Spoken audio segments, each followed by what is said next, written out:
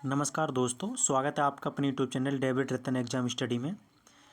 हमने last practice set में EVS और एसएसटी के क्वेश्चन सॉल्व किए थे और आज की हमारी टेस्ट सीरीज रहने वाली है शिक्षण कौशल और बाल विज्ञान के क्वेश्चन है इसमें।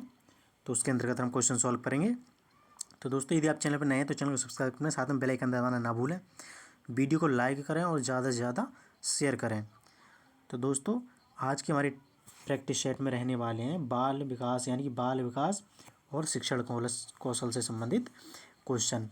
तो चलते हैं, शुरू करते हैं हम आज की अपनी टेस्ट सीरीज को यानी प्रैक्टिस सेट को। तो हमारा आज की प्रैक्टिस सेट का पहला क्वेश्चन है, क्वेश्चन नंबर 1 है हमारा, मैं ऐसे शिक्षक की प्रशंसा करूँगा जो, तो बताना है ऑप्शन ए छात्रों के साथ मित्रता का संबंध रखता हो, ऑप्शन बी विद्यार्थियों की समस्या जानता हो और उनकी सहायता करता हो, ऑप्शन नंबर सी विद्यार्थी पर कड़ा नियंत्रण रखता हो, ऑप्शन नंबर डी आकर्षक व्यक्तित्व वाला हो। तो दोस्तों, इस तरह के क्वेश्चनों में हम देखेंगे कि टीचर को कभी आकर्षक व्यक्तित्व वाला ज़रूरत नहीं है, विद्यार्थी पर कड़ा नियंत्रण नेगेटिविटी होगी उसमें, उस क्वेश्चन को नहीं लगाएंगे। बचे हमारे 2। तो इसमें से हमें देखना है, मैं ऐसी शिक्षक की प्रशंसा करूंगा जो छात्रों के साथ मित्रता का संबंध रखता हो या विद्यार्थियों की समस्या जानता हो और उनकी सहायता करता हो। तो क्वेश्चन नंबर 1 का हमारा सही आंसर हो जाएगा ऑप्शन नंबर बी। सबसे सटीक हमारा दोनों में, विद्यार्थी की समस्या जानता हो और उनकी सहायता करता हो, बिल्कुल सटीक आंसर है। तो ऑप्शन नंबर बी को लॉक कर देंगे। बढ़ते हैं दोस्तों अगले क्वेश्चन की तरफ। क्वेश्चन नंबर 2 है हमारा, सीखना यानी कि लर्निंग का सबसे समुचित अर्थ क्या है, बताना है दोस्तों। ऑप्शन नंबर ए ज्ञान देना, ऑप्शन नंबर बी व्यवहार में परिवर्तन, ऑप्शन नंबर सी हुनर की प्राप्ति, ऑप्शन नंबर डी व्यक्तिगत रूप से माहौल में ढलना। तो क्वेश्चन नंबर 2 का हमारा सही आंसर हो जाएगा, सीखना लर्निंग का मतलब होता है व्यवहार में परिवर्तन, यानी कि जब हम कोई चीज़ सीखेंगे, मान लो हम पे छोटे बच्चों को सिखा रहे हैं, टेबल सिखा रहे हैं, उस पर टेबल नहीं आ रही है तो 2 का पहाड़ा हम सिखाएंगे, तो 2 एकम 2, 2 दूनी 4, तो इस तरह से उसे सिखाएंगे तो उसके व्यवहार में परिवर्तन होगा, यानी कि वो सीख जाएगा और अपने व्यवहार में यूज करने लगेगा। तो इसलिए बी ऑप्शन हो जाएगा हमारा व्यवहार में परिवर्तन। आइए बढ़ते हैं अगले क्वेश्चन की तरफ। क्वेश्चन नंबर 3 क्वेश्चन है हमारा, शिक्षण में दृष्टि मॉडल क्या नहीं बढ़ा सकता। दृष्टि मॉडल जो है वो शिक्षण में क्या नहीं बढ़ा सकता है, बताएंगे दोस्तों। ऑप्शन नंबर ए रुचि एवं प्रतिपुष्टि, ऑप्शन नंबर बी जिज्ञासा एवं संकेंद्रण, ऑप्शन नंबर सी तनाव एवं ऊब, ऑप्शन नंबर डी स्मरण शक्ति एवं माहौल में ढलना। क्वेश्चन नंबर 3 का हमारा सही आंसर होगा ऑप्शन नंबर सी तनाव एवं ऊब। दृष्टि मॉडल जो हमारा तनाव और ऊब नहीं बढ़ा सकते, क्योंकि नेगेटिव हैं ये दोनों, तनाव और ऊब। कभी भी शिक्षण में तनाव ऊब नहीं होने चाहिए और नहीं होता है। तो ऑप्शन नंबर सी को लॉक कर देंगे। बढ़ते हैं दोस्तों अगले क्वेश्चन की तरफ। क्वेश्चन नंबर 4 क्वेश्चन है हमारा, व्याख्यान उन तथ्यों, नियमों या अन्य संबंधों का स्पष्टीकरण है जिनको शिक्षक चाहता है कि श्रोता उसे समझे। ये कथन किस का है, बताएंगे दोस्तों। ऑप्शन नंबर ए भाटिया का, option number B doctor Mathur का, ऑप्शन नंबर सी सुकरात का, ऑप्शन नंबर डी रस्क का। तो क्वेश्चन नंबर 4 का हमारा सही आंसर हो जाएगा ऑप्शन नंबर डी रस्क का। दिया गया जो व्याख्यान है यानी कि कथन जो है वो रस्क द्वारा दिया गया है। तो दोस्तों बढ़ते हैं अगले क्वेश्चन की तरफ। क्वेश्चन नंबर अगर है 5 क्वेश्चन हमारा, विद्यार्थियों में भाषा के उचित विकास के लिए अधिक प्रभावशाली होगा। विद्यार्थियों में भाषा के उचित विकास के लिए क्या प्रभावशाली होगा, बताएंगे दोस्तों। अधिक प्रभावशाली क्या होगा। ऑप्शन नंबर ए वाद विवाद प्रतियोगिता, ऑप्शन नंबर बी लेखन प्रतियोगिता, ऑप्शन नंबर सी कवि सम्मेलन, ऑप्शन नंबर डी भ्रमण कार्यक्रम।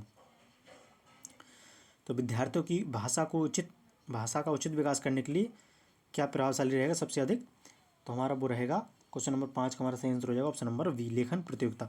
लेखन प्रतियोगिता कराएंगे, लेखना सिखाएंगे उन्हें, लेखन प्रतियोगिता कराएंगे, उससे हमें उनकी विकास का जो है अधिक प्रभावशाली रहेगी, उससे भाषा विकास का उचित विकास हो सकेगा। बढ़ते हैं दोस्तों अगले क्वेश्चन की तरफ। क्वेश्चन नंबर 6 क्वेश्चन है हमारा, प्रयोग प्रदर्शन विधि का गुण क्या है। ऑप्शन ए स्थायी ज्ञान, ऑप्शन बी सक्रिय वातावरण, ऑप्शन सी मानसिक विकास में सहायक, ऑप्शन डी उपयुक्त सभी। तो क्वेश्चन नंबर 6 का हमारा सही आंसर हो जाएगा ऑप्शन नंबर डी, उपयुक्त सभी। यानी कि प्रयोग प्रदर्शन में, प्रयोग यानी कि प्रैक्टिकल करते हैं तो हमारा ज्ञान स्थायी बना रहेगा, सक्रिय वातावरण रहेगा और मानसिक विकास में सहायक होगा। तो ऑप्शन नंबर डी को लॉक कर दें। बढ़ते हैं अगले क्वेश्चन की तरफ। Question number 7। क्वेश्चन है हमारा, शिक्षार्थी में कौन सी व्यक्तिगत भिन्नता हो सकती है, बताएंगे दोस्तों। ऑप्शन ए व्यक्तिगत भिन्नता, व्यक्तित्व भिन्नता, ऑप्शन नंबर बी शारीरिक भिन्नता, ऑप्शन सी संवेगात्मक अभिव्यक्ति में भिन्नता, ऑप्शन डी उपयुक्त सभी। तो क्वेश्चन नंबर 7 का भी हमारा सही आंसर हो जाएगा ऑप्शन नंबर डी, शिक्षार्थी में सारी व्यक्तिगत भिन्नता हो सकती हैं, होती हैं, व्यक्तित्व भिन्नता भी, शारीरिक भिन्नता भी और संवेगात्मक भिन्नता नहीं, मनोविज्ञान भी, मनो रूप से भी भिन्न होते हैं। तो बढ़ते हैं अगले क्वेश्चन की तरफ। Question number 8। क्वेश्चन है हमारा, एलन एवं रायन ने कितने कितने शिक्षण कौशलों की सूची प्रस्तुत की है। तो बताएंगे दोस्तों एलन और रायन द्वारा कितने कितने शिक्षण कौशल की सूची दी गई है। तो question number 8, option A 14, option number B 12, option number C 10, option number D 9। तो क्वेश्चन नंबर 8 का हमारा सही आंसर हो जाएगा ऑप्शन नंबर ए 14। एलन और रायन द्वारा 14 शिक्षण कौशलों की सूची, शिक्षण कौशल बताए गए हैं। तो ऑप्शन नंबर 1 लॉक कर देंगे। बढ़ते हैं दोस्तों अगले क्वेश्चन की तरफ। क्वेश्चन नंबर अगला है 9। क्वेश्चन है, प्रायः अनुसंधान के उद्देश्य लिखे जा सकते हैं, प्रायः अनुसंधान के उद्देश्य लिखे जा सकते हैं, बताएंगे दोस्तों। ऑप्शन नंबर 1 केवल प्रश्न के रूप में, ऑप्शन नंबर बी केवल कथन के रूप में, ऑप्शन नंबर सी प्रश्न और कथन के रूप में, ऑप्शन नंबर डी संभावना के रूप में। तो क्वेश्चन नंबर 9 का हमारा सही आंसर हो जाएगा ऑप्शन नंबर ए, केवल प्रश्न के रूप में। तो ऑप्शन नंबर ए को लॉक कर देंगे। बढ़ते हैं दोस्तों अगले क्वेश्चन की तरफ। Question number 10। क्वेश्चन है हमारा, श्यामपट्ट कार्य में कितनी बातों का ध्यान रखना चाहिए। तो बताएंगे दोस्तों श्यामपट्ट कार्य में हमें कितनी बातों का ध्यान रखना चाहिए। Option A 2, option number B 1, option number C 3, option number D 5। तो क्वेश्चन नंबर 10 का हमारा सही आंसर रहेगा ऑप्शन नंबर सी, यानी कि 3 बातों का ध्यान रखना चाहिए। बढ़ते हैं दोस्तों अगले क्वेश्चन की तरफ। Question number 11। क्वेश्चन हमारा, किसी बालक में चिंतन की योग्यता उसके सफल जीवन का मूल आधार है, ये कथन किसका है, बताना है दोस्तों। ऑप्शन नंबर ए जीन पियाजे का, option number B Crow and Crow का, क्रो एवं क्रो का, ऑप्शन नंबर सी हरलॉक का, ऑप्शन नंबर डी स्किनर का। तो क्वेश्चन नंबर 11 का हमारा सही आंसर हो जाएगा option number B, Crow and Crow. किसी बालक में चिंतन की योग्यता उसके सफल जीवन का मूल आधार है, ये कथन है हमारा क्रो एंड क्रो का।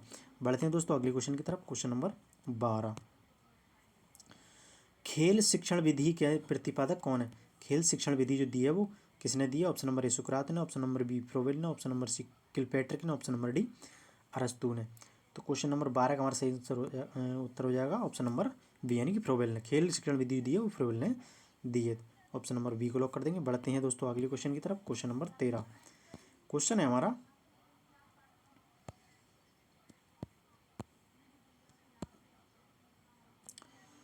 क्वेश्चन है हमारा दोस्तों, 5वीं कक्षा के दृष्टिबाधित विद्यार्थी, बताएंगे दोस्तों। ऑप्शन नंबर 1 को निचले स्तर के कार्य करने की छूट मिलनी चाहिए, ऑप्शन नंबर बी माता पिता और मित्रों द्वारा उसे दैनिक कार्यों को करने में सहायता की जानी चाहिए, ऑप्शन नंबर सी हमारा के साथ कक्षा में समान रूप से व्यवहार किया जाना चाहिए और सिर्फ CD के माध्यम से सहायता उपलब्ध कराई जानी चाहिए, ऑप्शन नंबर डी हमारा के साथ कक्षा में विशेष व्यवहार किया जाना चाहिए। तो क्वेश्चन नंबर 13 का हमारा सही आंसर हो जाएगा ऑप्शन नंबर सी, यानी कि 5वीं कक्षा के दृष्टिबाधित विद्यार्थी के साथ कक्षा में सामान्य रूप से व्यवहार करना चाहिए। दृष्टिबाधित कोई सी क्लास का भी हो, कोई सा बच्चा हो, उसके साथ सामान्य व्यवहार ही रहना चाहिए और सिर्फ डी नहीं सुने जाने, क्योंकि देख नहीं सकता, सुने सिर्फ CD के माध्यम से सहायता उपलब्ध कराई जानी चाहिए। तो ऑप्शन नंबर सी को लॉक कर देंगे। बढ़ते हैं दोस्तों अगले क्वेश्चन की तरफ। Question number 14। तो क्वेश्चन हमारा, सीखना क्या है बताएंगे। व्यवहार में परिवर्तन, ऑप्शन नंबर बी अनुभव में अभ्यास का परिणाम, ऑप्शन नंबर सी व्यवहार में अपेक्षाकृत स्थायी परिवर्तन, ऑप्शन नंबर डी उपयुक्त सभी। तो क्वेश्चन नंबर 14 का हमारा सभी हो जाएंगे। व्यवहार में परिवर्तन भी होता है सीखना, अनुभव में अभ्यास का परिणाम भी होता है, व्यवहार में अपेक्षाकृत स्थायी परिवर्तन भी होता है, ऑप्शन नंबर डी को लॉक कर देंगे। बढ़ते हैं दोस्तों अगले क्वेश्चन की तरफ। अगला क्वेश्चन है हमारा 15। क्वेश्चन है हमारा, बच्चों के बौद्धिक विकास के 4 सुस्पष्ट स्तरों को पहचाना गया था। ऑप्शन नंबर ए कोहलर द्वारा, ऑप्शन नंबर बी एरिक्सन द्वारा, ऑप्शन नंबर सी स्किनर द्वारा, ऑप्शन नंबर डी पियाजे द्वारा। तो क्वेश्चन नंबर 15 का हमारा सही आंसर रहेगा ऑप्शन नंबर डी पियाजे द्वारा। बच्चों के बौद्धिक विकास के 4 रूप से जिस तरह जो पहचाने गए थे वो पियाजे के द्वारा पहचाने गए थे। ऑप्शन नंबर डी को लॉक कर देंगे। बढ़ते हैं अगले क्वेश्चन की तरफ। क्वेश्चन नंबर अगला है हमारा 16। तो क्वेश्चन देखेंगे, डैश की अवस्था तक बालक की दृष्टि एवं श्रवण इंद्रियां पूर्ण विकसित हो चुकी होती हैं। तो कौन सी अवस्था में बताएंगे दोस्तों। ऑप्शन नंबर ए 3 अथवा 4 वर्ष की अवस्था में, ऑप्शन नंबर बी 4 अथवा 7 वर्ष की अवस्था में, ऑप्शन नंबर सी 8 अथवा 9 वर्ष की अवस्था में, ऑप्शन नंबर डी इनमें से कोई नहीं। तो क्वेश्चन नंबर 16 का हमारा सही आंसर हो जाएगा ऑप्शन नंबर ए 3 अथवा 4 वर्ष की अवस्था में जो है बालक की दृष्टि एवं श्रवण इंद्रियां पूर्ण विकसित हो चुकी होती हैं। तो ऑप्शन नंबर ए को लॉक कर देंगे। बढ़ते हैं अगले क्वेश्चन की तरफ। Question number 17। क्वेश्चन है हमारा, संकेत अधिगम के अंतर्गत सीखा जाता है। ऑप्शन नंबर पारंपरिक अनुकूलन, ऑप्शन नंबर बी मनोविज्ञान, ऑप्शन नंबर सी वातावरण, ऑप्शन नंबर डी मनोदैहिक। तो संकेत अधिगम के अंतर्गत सीखा जाता है बताएंगे दोस्तों। तो संकेत अधिगम के अंतर्गत जो सीखा जाता है वो था पारंपरिक अनुकूलन। तो ऑप्शन नंबर ए को लॉक कर देंगे। बढ़ते हैं दोस्तों अगले क्वेश्चन की तरफ। Question number 18। क्वेश्चन हमारा, बच्चों में संवेगात्मक समायोजन प्रभावी होता है। ऑप्शन नंबर ए व्यक्तित्व निर्माण में, ऑप्शन नंबर बी कक्षा शिक्षण में, ऑप्शन नंबर सी अनुशासन में, ऑप्शन नंबर डी ये सभी। तो बच्चों में संवेगात्मक समायोजन प्रभावी होता है बताना। क्वेश्चन नंबर 18 का हमारा सही आंसर हो जाएगा ऑप्शन नंबर डी ये सभी। तो व्यक्तित्व निर्माण में भी, कक्षा शिक्षण में भी, अनुशासन में भी बच्चों में संवेगात्मक विकास का समायोजन तीनों कार्यों में रहता है। तो बढ़ते हैं दोस्तों अगले क्वेश्चन की तरफ। अगला क्वेश्चन है हमारा क्वेश्चन नंबर 19। क्वेश्चन है हमारा, 5 वर्ष का राजू अपनी खिड़की के बाहर तूफान को देखता है। बिजली चमकती है और कड़कने की आवाज़ आती है। राजू शोर सुनकर उछलता है। बार बार घटना होती है, फिर कुछ देर शांति के पश्चात बिजली कड़कती है। राजू बिजली की गर्जना सुनकर उछलता है। राजू का उछलना सीखने के किस सिद्धांत का उदाहरण है। ऑप्शन नंबर शास्त्रीय अनुबंधन, ऑप्शन बी क्रिया प्रसूत अनुबंधन, ऑप्शन सी प्रयत्न एवं भूल, ऑप्शन नंबर डी उपरोक्त में से कोई नहीं। तो क्वेश्चन नंबर 19 का हमारा सही आंसर हो जाएगा ऑप्शन नंबर ए शास्त्रीय अनुबंधन। तो ऑप्शन नंबर ए को लॉक कर देंगे। बढ़ते हैं अगले क्वेश्चन की तरफ। Question number 20। क्वेश्चन हमारा, एक बालक की मानसिक आयु 12 वर्ष और शारीरिक आयु 10, उसका बुद्धि लब्धांक क्या होगा बताएंगे दोस्तों। तो दोस्तों हम इसे सूत्र के माध्यम से किया जाएगा। ये इसका एक सूत्र होता है। एक बालक की मानसिक आयु 12 वर्ष, तो हम लिखेंगे मानसिक आयु बराबर 12 वर्ष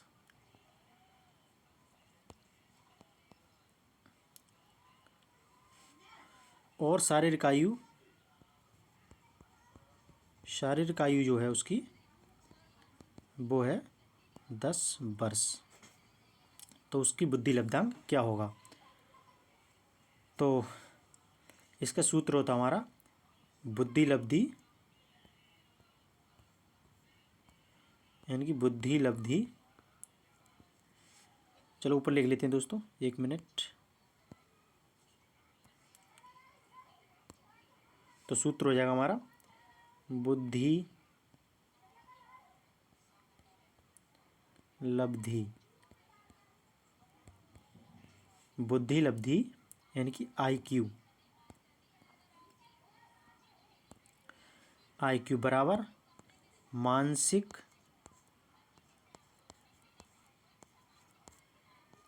आयु बटे वास्तविक